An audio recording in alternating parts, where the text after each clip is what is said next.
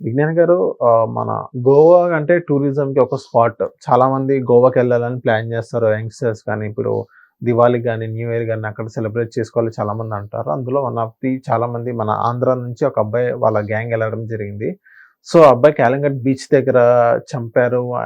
చంపారో లేకపోతే ఆ అబ్బాయి చచ్చిపోయాడో వాటెవర్ ఏదో జరిగింది.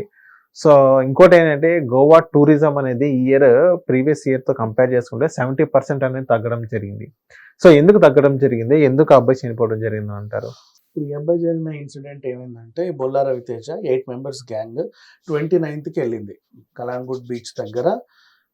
అక్కడే గెస్ట్ హౌస్ బుక్ చేసుకొని ఉన్నారు వీళ్ళు. బీచ్ దగ్గర అనమాట అటువైపు. ప్రైవేట్ బీచెస్ బోల్డ్ ఉంటాయి. ప్రైవేట్ బీచ్ దగ్గర ప్రైవేట్ బీచ్ షాక్స్ కూడా ఉంటాయి. బేసిక్‌గా ఇప్పుడు మెయిన్ కలాంగుట్ అనుకోండి. అక్కడ బీచ్ షాక్స్ ఎక్కువ ఉండవు. కండోలిం ఏరియా నుంచి మొదలు పెడితే ప్రైవేట్ షాక్స్ ఉంటాయి. ఎక్కువ డే అండ్ నైట్ ఉండేవి టిటోస్ లైన్ బాగా ఎక్కువ ఉంటాయి. అక్కడ మెరీన్ నుంచి స్టార్ట్ అయితే టాంటోనీస్ వరకు మొత్తం న్యూ ఇయర్ హడావిడి అంతా కనిపిస్తూ ఉంటుంది. ఇక ఇటు సైడ్ ఏంటంటే కొంతమంది ప్రైవసీ అనుభవించడానికి వెళ్ళే బీచ్లు.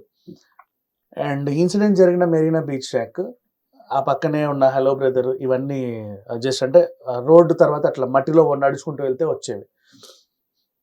నైట్ వెళ్ళాడు ఈ అబ్బాయి. ఏ బీచ్‌కి వెళ్ళారు విజ్ఞాన్ గారు? మెరీనా బీచ్ షాక్ వెళ్ళింది. Marina beach shock. షాక్ పేరు మెరీనా. కలంగట్లో ఉంది అది. కలంగట్లో అంటే బాగా మధ్యలో ప్రైవేట్ షాక్. ఓకే. సో ఇక్కడ అంటే ఎట్లా చెప్పనంటే మెయిన్ రోడ్ మీద టాంజరీన్ డెకాథ్లాన్ దాటితే టాంజరీన్ ఉంటుంది. అవును. ఆ టాంజరీన్ నుంచి లోపలికి వెళ్ళిపోతే రోడ్ ఎండ్ అయిన తర్వాత ఇసుకలో నడుచుకుంటూ వెళ్ళాలి. అలా వస్తాయి ఈ బీచ్ లో. అబ్బాయి నైట్ టైం వెళ్ళాడు 1 o'clock 2 o'clock ఆ టైంలో. ఫుడ్ ఆర్డర్ చేశాడు.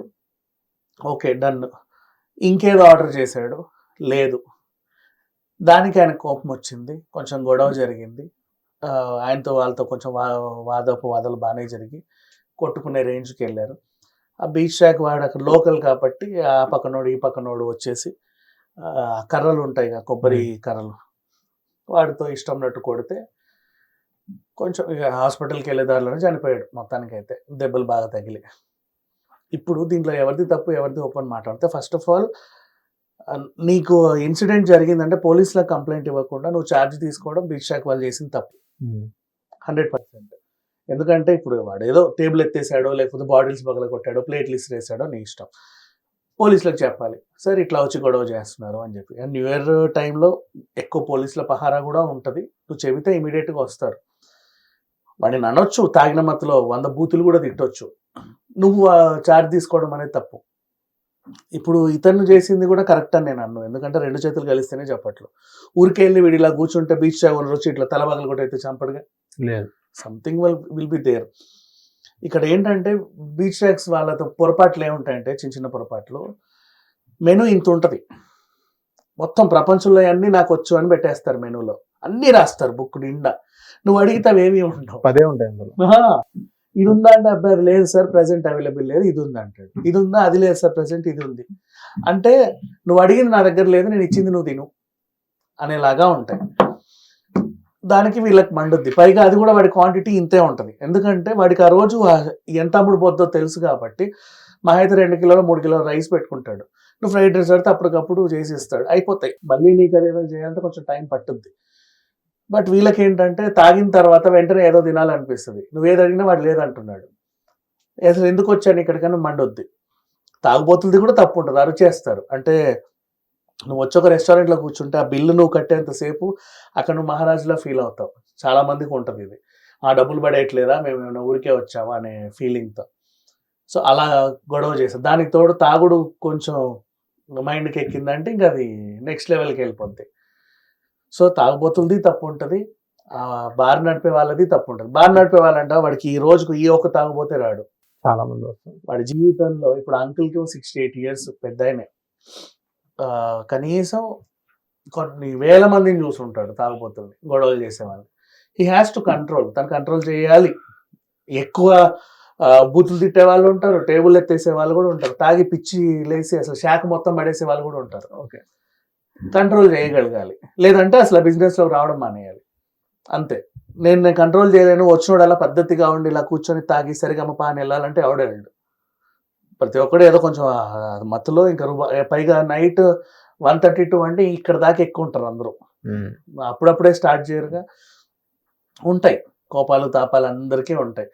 నేనేంటో తెలుసా, ఇదేంటో తెలుసా అనే ఫీలింగ్లో చాలా మంది ఉంటారు. నువ్వు నా దగ్గరకు వచ్చావు పద్ధతిగా ఉండనే దీంట్లో ఓనర్స్ ఉంటారు. ఇతను నన్ను కొట్టడం అయితే నిజంగా తప్పు, బట్ అతను ఏ తప్పు లేకుండా వీళ్ళు కొట్టారు అని రాస్తున్న వార్త మాత్రం అబద్ధం. ఎందుకంటే నేను కూడా గోవాలోనే ఉన్న ఆ టైంలో కనుక్కున్నా, నా షాక్ దగ్గరికి వెళ్ళి ఏం జరిగింది అనేది చెబితే అక్కడ ఉన్న వాళ్ళు చెప్పిన విషయం ఏంటంటే, వీళ్ళు వెళ్ళిన తర్వాత వాడు నిజంగానే ఫస్ట్ మెనూలో ఇన్ని ఉన్నాయంట ఐటమ్స్, వీళ్ళు ఏది అడిగినా లేదంటున్నాడు. ఇలా మండుతుంది. నీకు మండినప్పుడు లేచి వెళ్ళిపోవచ్చు, కూర్చోవద్దు. 100 ఉన్నాయి అంటే అది అసలు ఏ ఆప్షన్ లేకుండా అది ఒకటే పెట్టలా. అవును, ఆ పక్కనే హలో బ్రదర్ ఉంది, ఇటు పక్కకు వస్తే ఇంకోటి ఉంటుంది. అసలు వరుస పెట్టి ఉన్నాయి, అందరి దగ్గర ఏదో ఐటమ్ ఉంటుంది.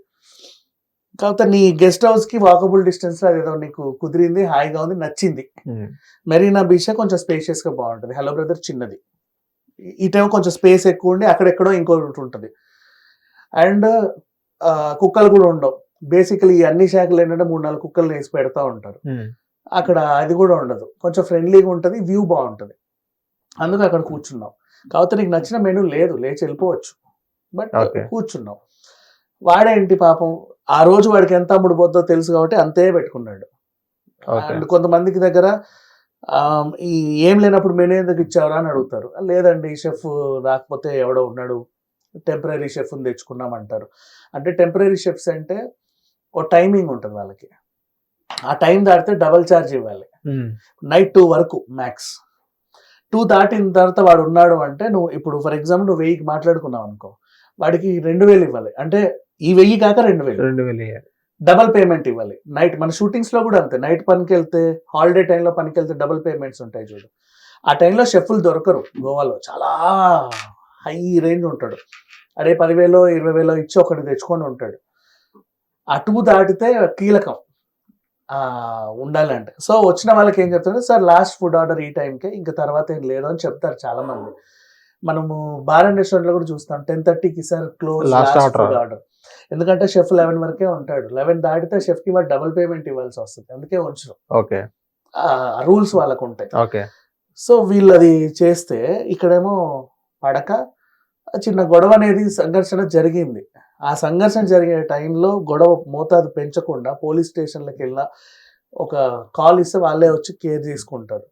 అలా కాకుండా మనం వాడిని కొట్టి వాడిని నిన్ను కొడితే ఇవి జరిగే సిచ్యువేషన్ ఇది. ఇకపోతే 70% తగ్గిందండి. ఎందుకు 70% తగ్గింది అంటే, ఈసారి గోవాలో కరోనా తర్వాత ఏమైంది, జనాల తాకిడి ఎక్కువ ఉండేసరికి బాగా క్రౌడ్ వచ్చింది, ఒప్పుకుందాం. అండ్ వీళ్ళు రేట్లు కూడా అలాగే పెంచారు.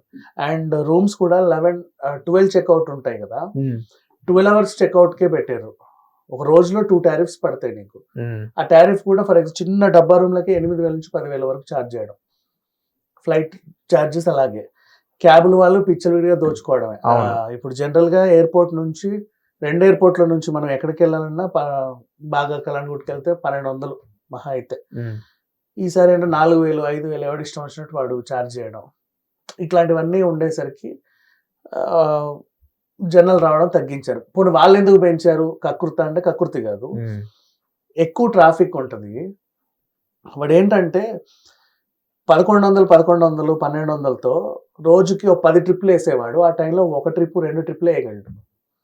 చాలా ట్రాఫిక్ ఉంటుంది. ఎయిర్పోర్ట్కి వెళ్ళడానికి 2 గంటలు, మళ్ళీ రిటర్న్ రావడానికి 2-3 గంటలు. సో నీకు ట్రిప్స్ తక్కువ ఉంటాయి కాబట్టి వాడు ఏం చేశాడంటే ఛార్జెస్ పెంచుకుంటాడు. వీళ్ళకి అది ఎక్కువ అనిపించేసి మోస్ట్లీ 70% తగ్గింది. అంటే ఇదే రేటుకి నువ్వు 1,00,000 పెడితే ఇద్దరు వెళ్తే గోవాకి వెళ్తావు కదా, 50,000కి థాయిలాండ్ వస్తుంది. అవును. So people are going there. ఇప్పుడు అటు పెరిగింది, ఇటు తగ్గింది.